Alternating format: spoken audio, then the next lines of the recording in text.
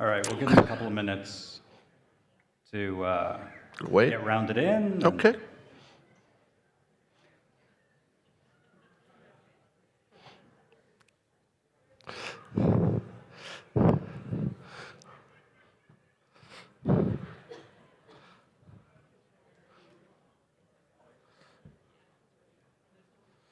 Is the time running? You going to restart the time? They got our time going. It's okay. The good news is we're not going to take up the entire half an hour.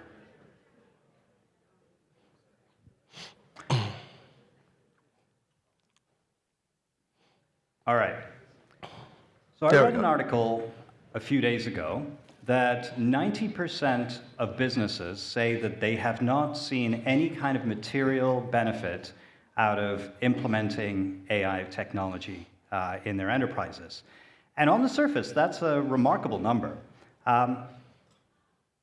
We're told that we're living through one of the most unprecedented times from a technological perspective.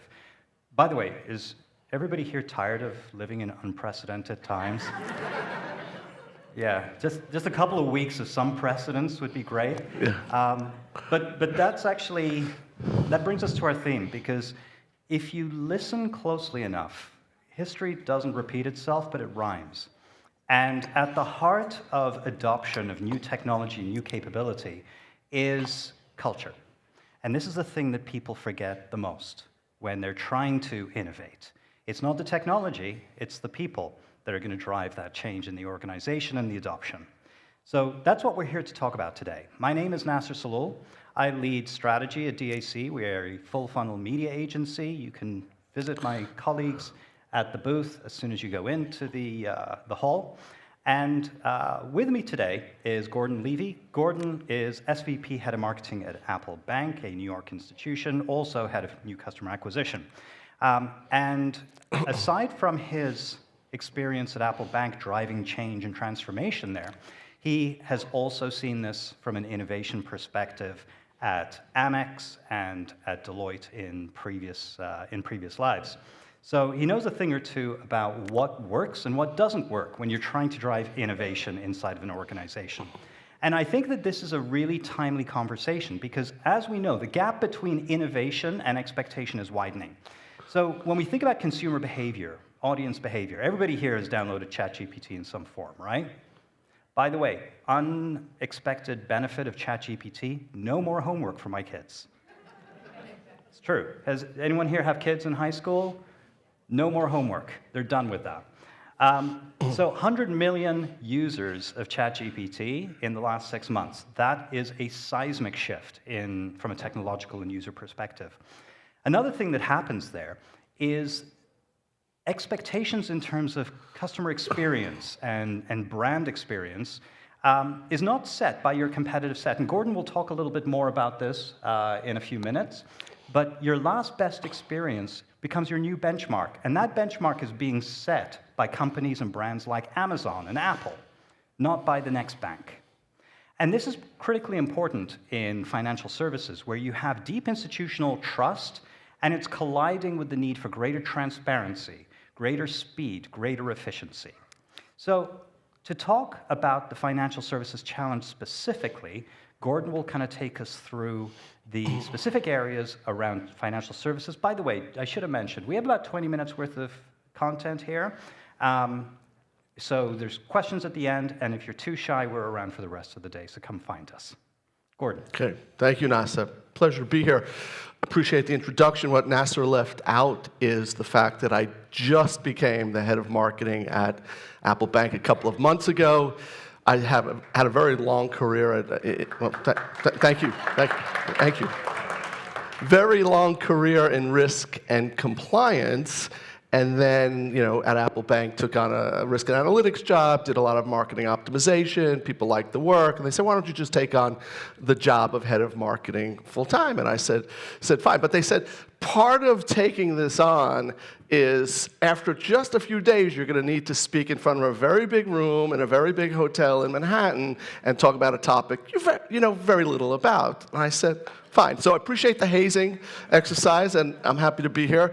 I'll say this. Your conferences have much better breakfasts than risk and compliance conferences. So we're off to a very good start. But as NASA said, there's certainly challenges within our industry as far as AI. And the first is, if you're in this room and don't realize that you work within one of, if not the most heavily regulated industry, you're missing something. I could go on and on. The number of regulations, the number of regulators that we need to work with to get our products to market in a way that we want. And of course, AI is introducing not only new risk, but sort of new information that needs to be understood by all. And we're finding that there are some issues, but I'll say this. I don't know if anybody's heard of the Genius Act, right? That's an act that deals with stable coins. And Congress and the White House took that on and passed a pretty good piece of legislation. And I'm not getting political here, but that is something that I hope is a harbinger of things to come, not only within crypto, but within AI, because it really was something that there was bipartisan understanding that something was needed, and Congress worked together to pass what I think is a pretty good bill. We're facing legacy systems. At Apple Bank, we had a core conversion about 3 years ago, and we started working on it 4 or 5 years ago. And I can tell you, we answered 0 questions related to AI. When we went through our conversion, AI was not on our radar screen. So we spent no time with a very long implementation of a new system thinking about AI. So we're going to have to adjust and make sure we can incorporate AI into the systems that we have. Risk-averse culture. Okay, so it's funny. And my team is here. If you want to meet my booth, they're right here in front of me, right? But it's, right? So, not all of them. I want to be clear. So I might be speaking now about some folks who are not in the room, but it's funny, my best people are always afraid of getting into trouble, right? Rather than being, feeling empowered to do their job in a way that allows them to be as dynamic and innovative as possible, they sometimes worry about getting in trouble. Why? Because they're the best workers and they care. My worst workers could care less. They're constantly making mistakes, and what they do is they blame me when they make the mistake or blame someone else. So that culture needs to be supportive of empowerment and accountability to allow AI to be successful. And then, of course, data. We constantly struggle with data. We've been in business since 1863, and sometimes it feels like our data is that old, and we've been constantly struggling for the 8 years that I've been with the bank to get our data clean and usable, and that fight continues. Okay, so in addition to marketing, I also have a role as managing the bank's personal loans portfolio. We work with a vendor called Upstart, based out in California. They originate and service all of our loans. And the number one request they tell us they get from customers is fast funding.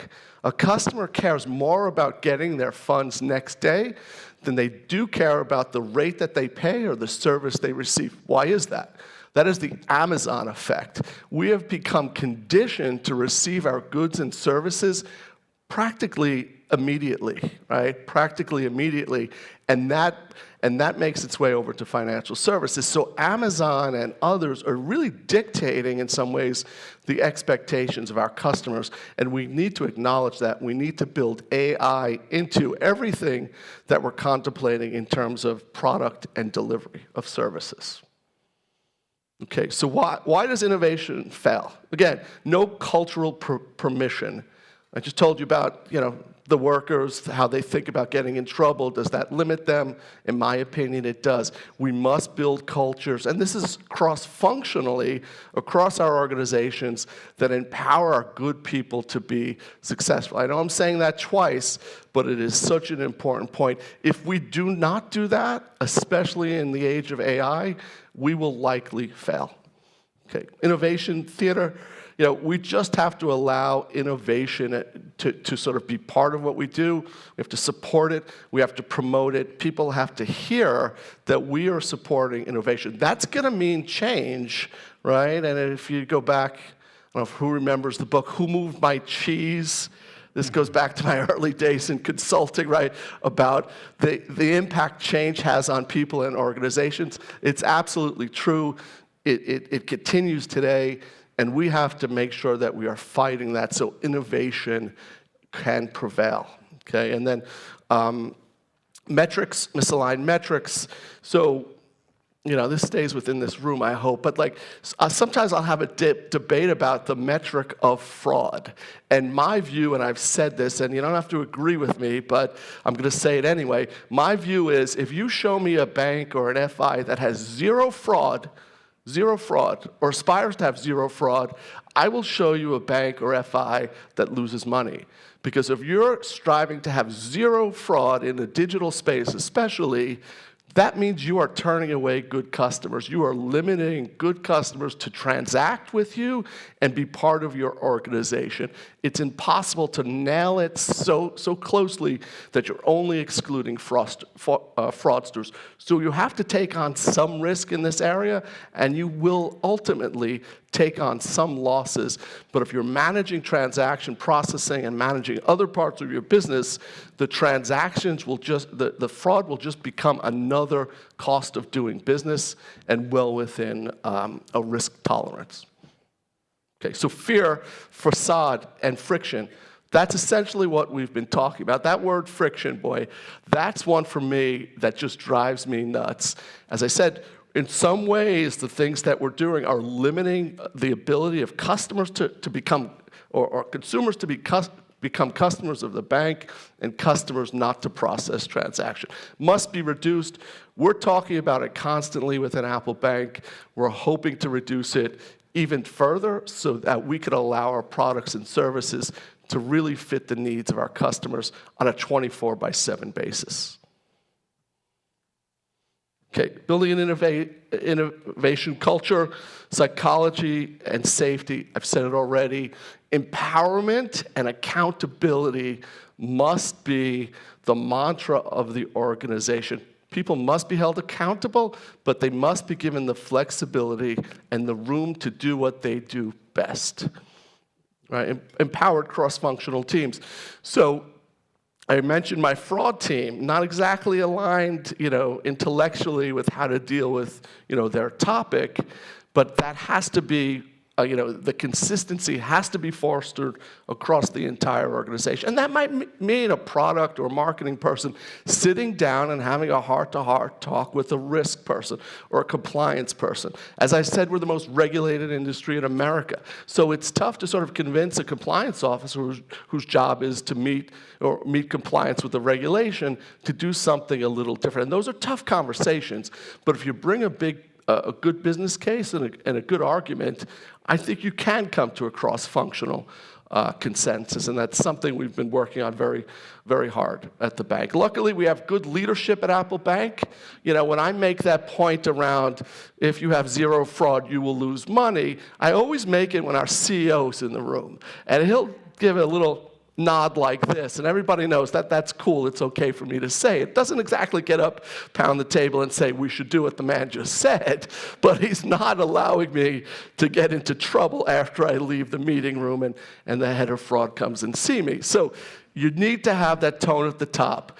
And again, tone at the top, consistency across the entire organization, empowerment throughout, key to success, in my opinion. Okay, so I'll leave you with this. In my opinion, innovation is not a department. It's an absolute discipline, and it needs to be part of the fabric of your culture and lived by each and every person each and every day. Oh, real-world lessons. Okay, so I'll give you a quick one. I'm taking Nasser's time here. So at Deloitte, right, I focused on SAS 70s. Everybody know what that is? Remember what that is? That became SOC 2s. Everybody know what that is? So I used to do these. I used to write them, and they took hours upon hours. We would do manual testing. We'd go visit management, ask for data, test them, put it into a report. I wrote hundreds and hundreds of pages reports from Merrill Lynch and PNC Bank and others.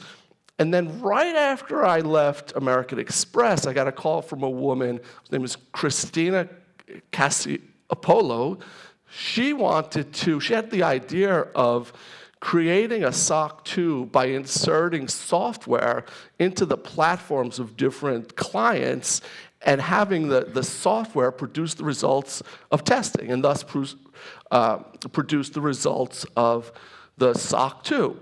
And she started a company, and that company is called Vanta. Has anybody heard of Vanta?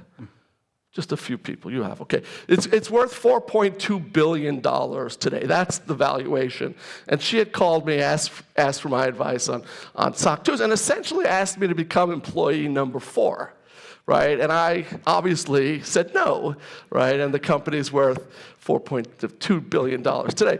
But she has been incredibly successful at what she had a vision, and when we spoke, honestly, she had 1 or 2 employees, and none of them were technical at the time we spoke. She had a vision I did not believe in. I thought the big guys, the big 4, and others would just, if she got large enough, would crush her. Absolutely wrong. I have more respect for that woman than just about anybody I've met in business, and she was about as innovative as anyone could be, and that just left an impression with me that continues to today. So I'll leave there. Thank you. Ladies and gentlemen, how do I follow that? Yeah, Gordon Levy. Thank you. All right, so these lessons, these principles that Gordon is talking about, how do we apply them in the AI age? Well, I think the first thing that we need to understand is the different applications of AI. And I'm talking in a very practical sense. So there is what we would call evolutionary innovation in AI and revolutionary innovation in AI. What do we mean by evolutionary? Evolutionary innovation is basically utilizing AI in a practical way to do the things you've always done, but just do them better, do them faster, do them more efficiently, okay? Revolutionary AI is where it gets a little bit more interesting. It's about doing things you never thought were possible, doing things that if you had asked the question in a room, if you could possibly do it one day, you would have been laughed out of the room. So we're going to talk about both applications, because I think that for the most people and most applications, they're very much about how do we solve this problem? What's the number one question that people get asked about the application of AI in a business in terms of the business benefit? Anyone? Shout it out. Take away jobs, yes. The implication being, it's going to be faster. We need to do it faster with fewer people. By the way, is it easy to get people to innovate when the only benefit you're telling them is that if you innovate, it'll take away your job? I don't know how effective that is. But let me talk first about evolutionary AI and how we've applied it in our business. So Iris is a platform that we have been building for the last couple of years. And it is our operating system, our media operating system, that allows us to work through insights, media planning, iterating in terms of scenario planning, and activating media measurement and optimization all the way through. And it's essentially coded with the DNA of our organization, so it allows us to do it our way. That's critically important, as opposed to, a black box from a holdco. And it is what I would consider evolutionary AI. Transparency is our location management and reputation management platform. It's been around for many, many years. Old code is good code, right? But it's been supercharged through AI with things like automated AI-driven reputation management, response to reviews, allowing enterprises to manage this at scale. So these are examples of evolutionary practical applications. Let's talk about revolutionary AI in practice. So what you're seeing here, it looks like a map, right? What you're actually seeing is an AI-driven application, point solution that we built, that allows us to understand for a given brand how they compete against their competitive set on a zip code by zip code, street by street basis across the country to help them understand their competitive advantages, their audience clustering, their opportunity for media, their opportunity for messaging, and it allows them to unlock significant impacts in terms of performance. It's our clustering analysis application that we built. It's a simple idea, but it's been incredibly difficult to pull off without the ability to do this using AI. Joining incredibly disparate data sources that you would never have thought would be able to be joined using the logic of our data analysts, but doing it at a hyper-local level. The other question that, or the other application, or another application, I should say, that we built is called Total SERP, Search Engine Results Page. And this is with the understanding that search has gotten way more difficult, way more complicated, and way more expensive to drive. How do you do this in a much more coordinated way? We built a platform called Total SERP that we use and our analysts use to help drive these outcomes for our clients. And here's a video that basically explains that. Search has changed. Has your strategy? Page one used to be 10 blue links. Now, it's a battlefield of ads, maps, shopping feeds, videos, FAQs, even AI. And it's where customers form their first impression. Most brands still show up in just one or two spots. But the brands that dominate the page, they coordinate across paid, organic, and local. And they win. Introducing Total SERP, DAC's unified approach to search. Total SERP brings everything together: SEO, paid search, local listings, local experience, content, and AI. To help you own more real estate where it matters most, the results page. It's not just a tool or a report, it's a comprehensive search program. Here's how it works. First, we classify what your audience is searching for and what appears on the SERP. Then we enrich that data with an AI-powered review of SERPs, large language model brand mentions, competitive brand intel, and even Reddit conversations. We create high-impact content and creative, designed for every search format. We optimize your paid and organic balance for maximum ROI. And we integrate it all with your full funnel media strategy. And it works. One brand grew their rank demand by over 100%. And redirected $3 million from inefficient paid search to brand media without sacrificing performance. These aren't tweaks, they're generating powerful business outcomes. Let's talk about your brand's total SERP potential.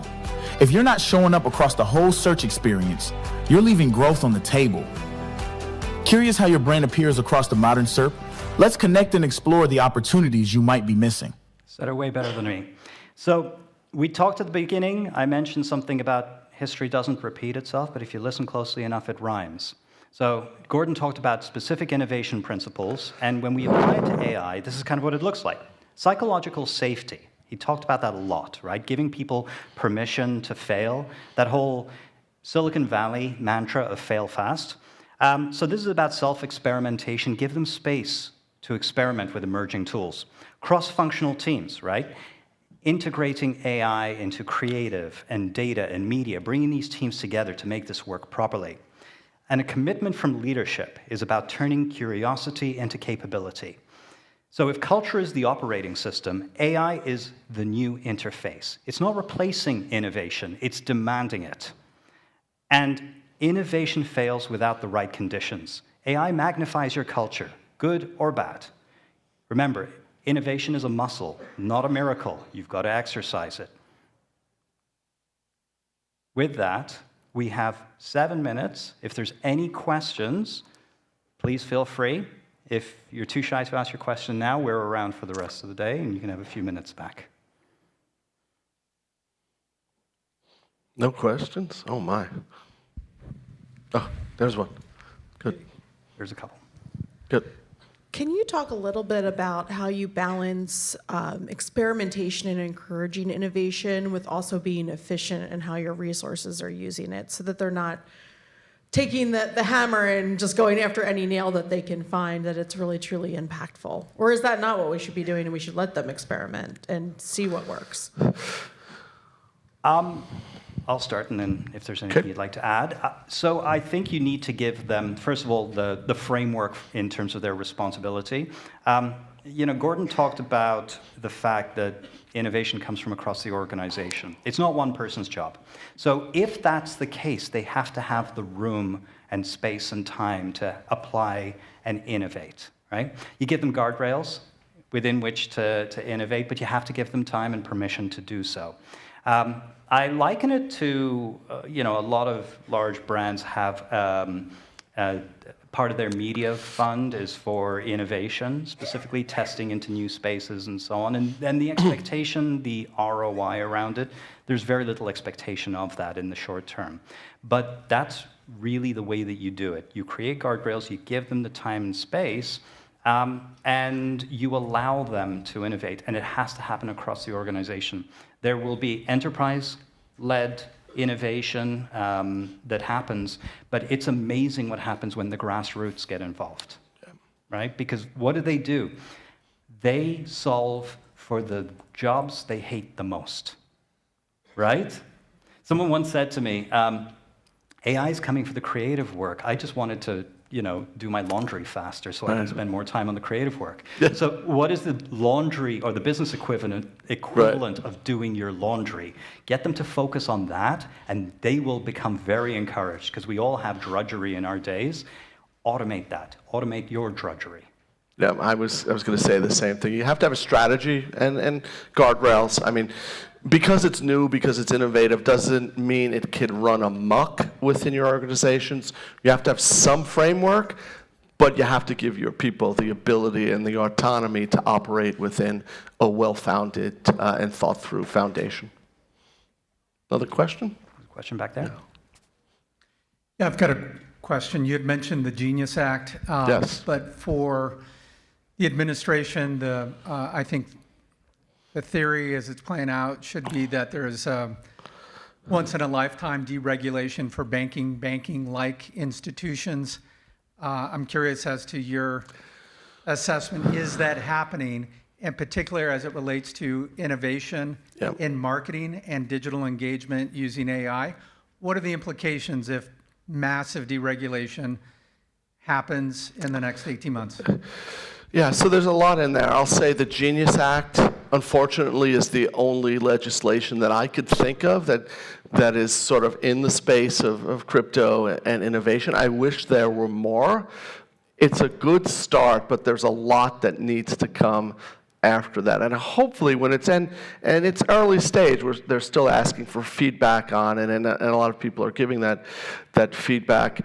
There's just a lot that has to come after that, because the Genius Act, if you read it, conflicts with some of BSA AML acts, right? So the number one use case that we've been told for stablecoin is to be sent overseas, cross-border transactions, to essentially replace Western Union and others at a much lower cost. Well, if that's the use case, and if you're a bank and you say, okay, I want to pursue that use case for the benefit of my customers, what are you going to do with the BSA and AML laws? There's a lot that goes into it. So it's a good start, but very early stage. As far as deregulation, despite the fact that there's too many regulations in the consumer space to keep track of, I'm not an advocate of getting rid of them. I think there's a lot that's very good and very beneficial for customers that are included within our regulation today. I just think there needs to be some combination and some consistency in terms of how examiners and regulators are enacting them. So early stage, good progress. Thanks for the question. It's a good one. We'll see. More to come for sure. Oh, another question.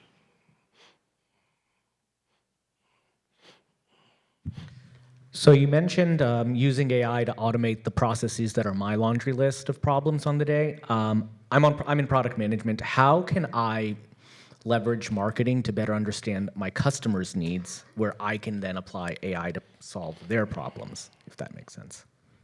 All right, I'll start with that one. You start. That's a tough one. You start first. So I think that people are complex, right? And when we think about audiences in marketing and in product development, we often kind of come up with some fairly static personas.